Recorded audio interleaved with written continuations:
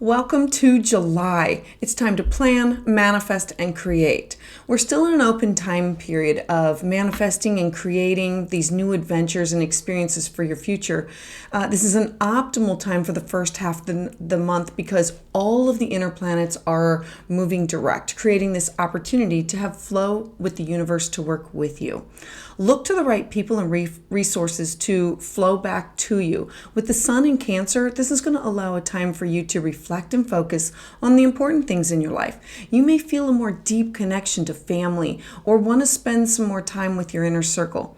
This is also going to allow for you to be able to clear out some old conflicts and put them to rest. What you need to know for your July 2023 astrology forecast. Hi, I'm Patricia Tate with willowgracemystic.com, and this is your astrology for July 2023. Taurus and Taurus rising. On July 3rd, you're going to have a full moon in Capricorn. Now, the sun is illuminating your third house, and the third house for you is about your communication, and it's your neighborhood or your siblings. So that is revealing some things that has to do with your ninth house.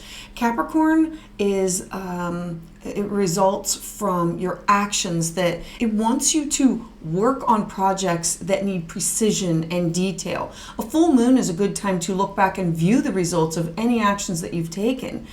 These things can lead to great opportunities and success, or a full moon in this house can reveal some things or illuminate some things that you need to correct before moving on. And so your ninth house is associated with expanding your horizons. This could be through travel, long distance travel, or higher education, foreigners, through different cultures, philosophy. This could be publishing or the law. This is where the student becomes a teacher. So you could be taking classes, maybe graduating from them, or ready to finish with one and move on to another, or getting something published. A full moon having endings or culminations could be manifesting that you just completed an overseas trip, or a trip from far away, or an interest that has something to do with different cultures or different beliefs. This could be related to a completion of some studies that you've been doing. Then next, on July 10th, Mars is the planet of initiation. Now, Mars is in your fourth house of home in the sign of Leo, and it's now going to move on into your fifth house.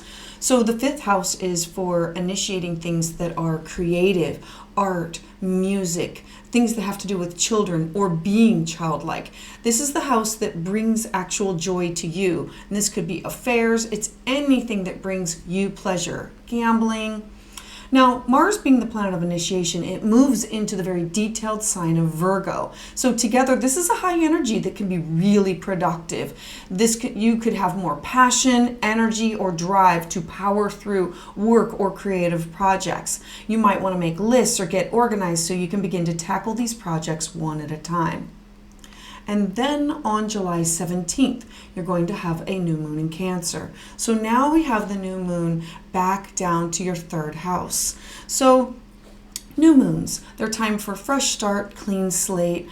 This is a new moon that's going to be an excellent opportunity to set intentions that revolve around your home or your family matters, to possibly remodel your home, or possibly you're thinking about moving, or combining how do I work from home. This is a perfect time to start a project. New moons in your third house is also about how do you use your brain? How do you communicate? How do you speak? How do you learn? This could be through writing or journaling or verbally communicating. The third house is also about your relationship with your siblings and your neighbors. This could be you writing to a friend or taking a drive that's close by to go see a friend or a relative.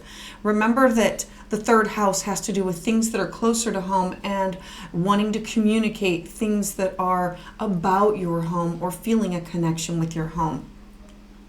Next, on July 22nd, Venus is going to station retrograde. So Venus is in your fourth house.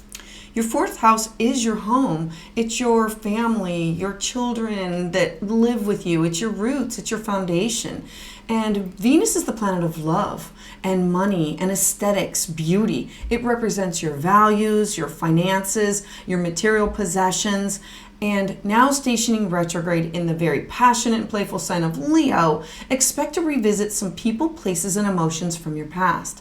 There could be issues with money or love. It's not uncommon for people to resurface, meaning moving back into your home or connections with your home, and this could be with significant others or with parents. Know that this is only going to be temporary. With Venus retrograde for the next 40 days until September 4th, this can make it a little bit more difficult for you to either show love or to show expression, because you may show too little or too much, meaning you're lacking this connection to your heart. Venus is the sign of relationships, and Leo is particularly passionate. It means you're wanting to come from your heart. Venus retrograde in Leo is asking you to tune in and listen to your heart. Do you feel joyful? Do you feel alive? Are you happy in your home? Are you happy with the people that are in your home? Are you happy with your relationships? Leo is where you look to experience joy and pleasure. Now, Venus stationing retrograde in the same sign happens every 8 years. So it activates a similar area of your chart, bringing up these similar themes to your attention. So the last time Venus was retrograde in Leo was back in July to September of 2015. So think back to what was going on in your life back then to have a continuation of a theme. Now, we also have the Sun entering Leo in the same day, so leaving your third house, moving into your fourth. And so this is really going to illuminate this area of your life with love, creativity, affection, passion, and with Venus retrograde, there might be some bumps in the road or challenges that you're going to need to work through. You're going to be needing to find healthy and positive ways to use your creative energy in order for you to show love. So for an in-depth understanding of your chart, you can schedule at willowgracemystic.com. I would love to hear your thoughts in the comments below, and if you haven't already done so, please subscribe.